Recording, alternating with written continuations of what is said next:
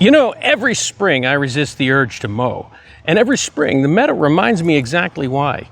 Our flower meadow has been bursting with color this past week, and we're going to take a tour to see what's blooming. Today on the New England Harvester.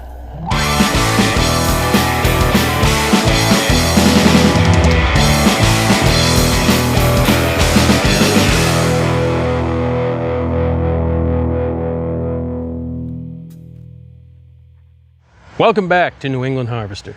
It's June here in New England, and our wild meadow is doing what it does best, putting out an absolute show without any help from us. Today, we're walking through it together, and I'm going to show you exactly what's blooming. Some familiar faces, some hidden gems, and at least one little surprise hiding close to the ground. Let's take a look, shall we?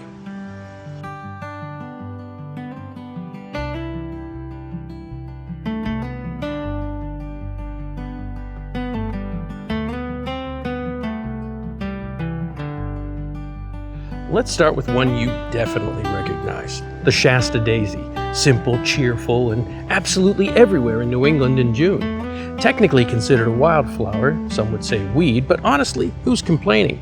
Shasta Daisies spread freely, ask for nothing, and light up a garden or meadow edge with a classic white and gold combination that just says summer's here.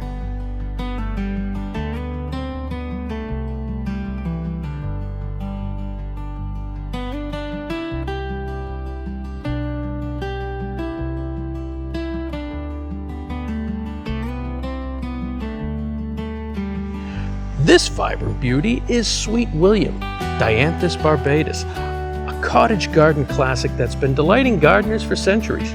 Those tightly clustered fringe blooms in deep magenta and crimson are absolutely unmistakable. Sweet William seeds itself freely, so once it finds a home in your garden, it tends to come back year after year. And as you can see, it puts on quite a show. Here's another stunning variety of Sweet William. Same species, completely different personality. These deep crimson blooms and their delicate white edge petals look almost hand-painted. Sweet William comes in a remarkable range of colors and patterns, and when different varieties naturalize together in the same garden, you get this kind of gorgeous, spontaneous mix. Nature does good work. And here's a third Sweet William variety. And look at that pattern, white petals with a vivid crimson ring at the center, like each flower has its own built-in target.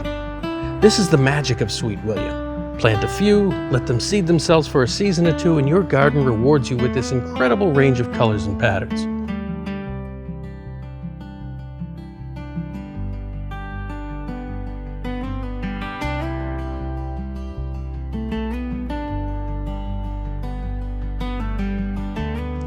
Now this is a New England classic, the Lupine. That tall, dramatic flower spike rising up in shades of purple and blue is one of the most recognizable sights in a New England June. Lupines are actually nitrogen fixers, meaning they improve the soil they grow in. They love our cool springs, and once established, they'll return faithfully every year, a true perennial reward for patient gardeners.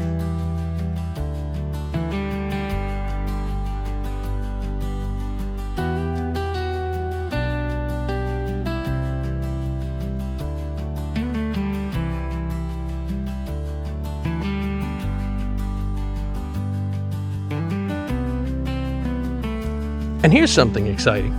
Foxglove, just on the verge of opening. Those tall, elegant spires will soon be covered in pendulous, spotted tubular flowers that are irresistible to bumblebees.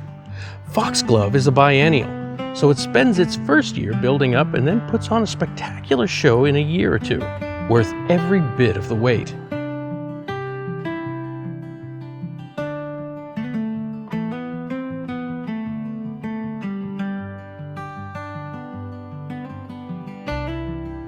And here's a little treasure hiding in plain sight, a wild strawberry, Fragaria virginiana. The native woodland strawberry grows low and quietly all over New England. And if you're lucky enough to spot a ripe one, pop it in your mouth. They're tiny, but the flavor is absolutely intense, far more concentrated than anything you'd find at a grocery store. Nature's sweetest surprise. This is Yarrow, Achillea millefolium. And we're catching it at a really special moment, just before those hundreds of tiny flowers open up into that classic flat-top white bloom. Yarrow has been used medicinally for thousands of years.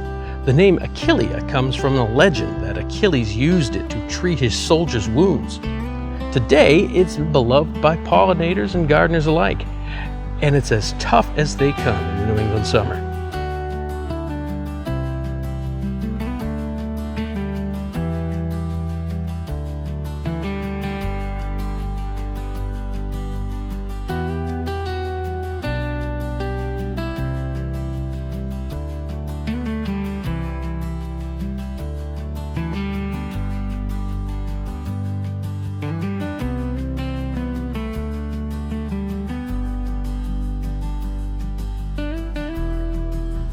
Well, there you go. That's just what June looks like out here when you put the mower away and let nature do its thing. Sweet William in 3 different varieties, Lupine, Foxglove, Shasta Daisies, Yarrow, wild strawberries, and we're only getting started. Come back in a few weeks and this meadow is going to look completely different. If you want to follow along, make sure you hit that subscribe button so you don't miss it.